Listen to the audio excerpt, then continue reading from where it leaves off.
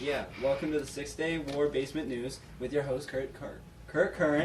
I'm Erin Chung. And today, we're going to be talking about the 6-Day War.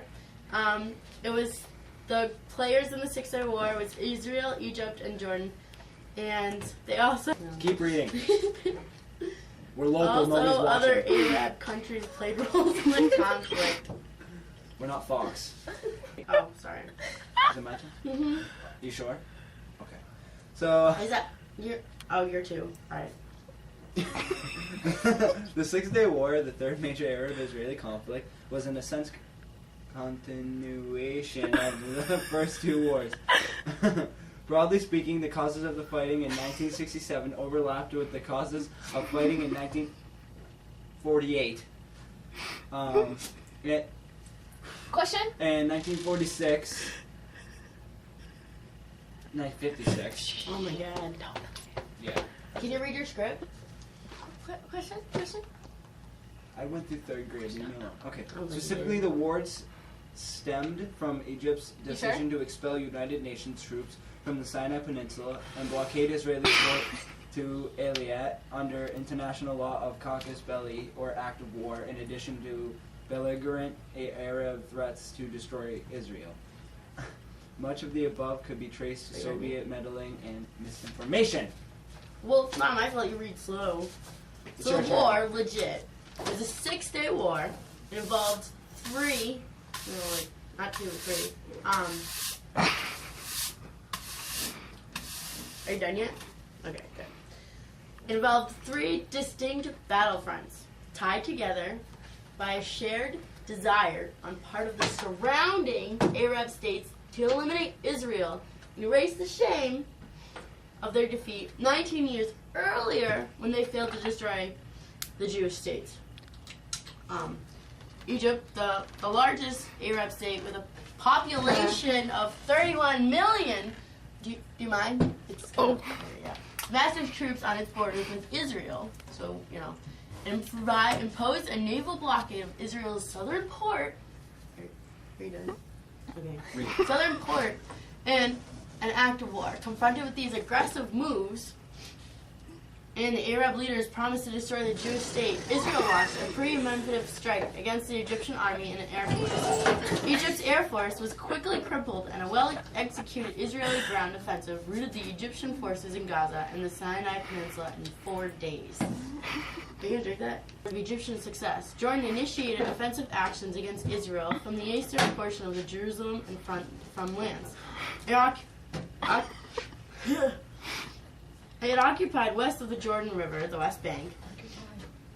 Israeli forces responded by attacking Jordan military positions. After 3 days of fierce fighting, just like whammed them. Ow! Just like that. They defeated the Jordans and gained control of all of Jerusalem as long as the West Bank, also. Jerusalem. And the historical heartland of the Jewish people known to Israelis as Judea and Samurai. How do you do that? Samaria. And you say I can't pronounce words. I passed the 3rd grade. Following an air attack by the Syrians on the first day of the war, Israel dealt a shattering blow to the Syrian air force. Hostilities continued in the days that followed, and on the 5th day of the war, the Israelis mustered enough forces to remove the Syrian threat from the Golan Heights. But this difficult operation was completed the following day, bringing the active phase of the war to a close. No way. No way. Get real. Mr. Blonde. Mr. Walkway. Alright. Not So the aftermath of the war. After the 6-Day War ended, diplomacy was the order of the day. But the war had done little to bring the sides closer together, and at a summit in Khartoum, Sudan, Arab countries repudiated peace and reaffirmed their rejection of Israel.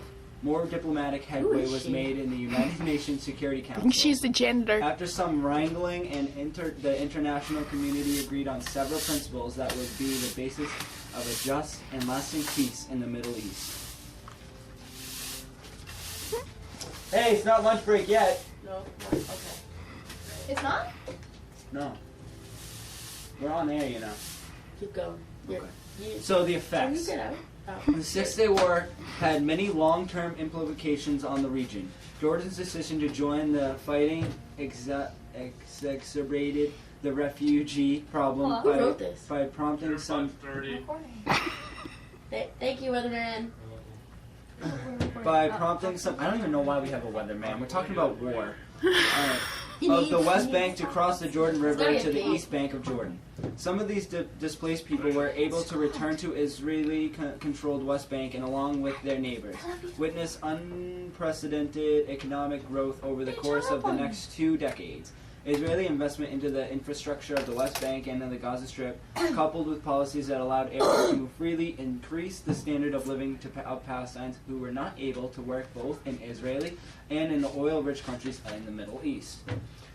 Despite the relative prosperity of the years and quite under Israeli occupation, many Palestinians, and especially their leaders abroad, the PLO, were interested neither in continued occupation nor a state of their own alongside Israeli. With growing unrest in the territories came great restrictions. Violent uprisings often targeted Israeli civilians, prompting increasingly Israeli security measures.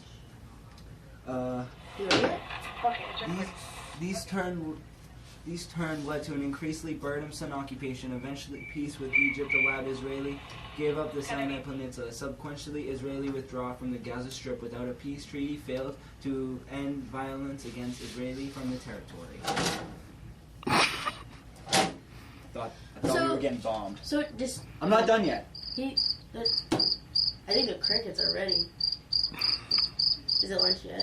No. Okay, finish. Because we gotta show them the maps. Our weatherman's getting bored out there. No, it's not even our weatherman. All right. The war also put a stain on Christian-Jewish relationships, and the U.S. and some Jewish leaders faulted Christians Institute for not speaking out against Arab enmity toward Israeli in the weeks before the war. Christian, can I take? They acknowledged Arab responsibility for the war, but by 1968, Christian commentators, I can't even read, and activists started using different lenses. One of Arab incidents, and Zionist culpability to interpret the Arab-Israeli conflict. Now I'm done. Okay? Can we show the maps? Let's show the maps. Okay. Let's go to our Let's go to our weatherman. Oh. Nick, stormy weather. Nick. Okay. This is a map. The X's spot the major battle Can't spots. see the map. She's zooming in on it. Stop looking away! The arrows are where the troops traveled, and the shaded area are where the Israelites are, I think. Israeli troops are. Okay, hold on. And here's some more trails that the troops start to get to their battlefields. Back to you guys. As a result of the throughout the Six-Day War, the entire city of Jerusalem and its holy sites came under Jewish control. Israel reunited the city, extended Israel law, jurisdiction, and administration to the parts previously occupied by Jordan. The Israeli passed laws to protect holy sites. You might gotta back up a little bit. I can't see my paper. The holy sites and ensure freedom to worship all, and offer Israeli citizens Chelsea, over here.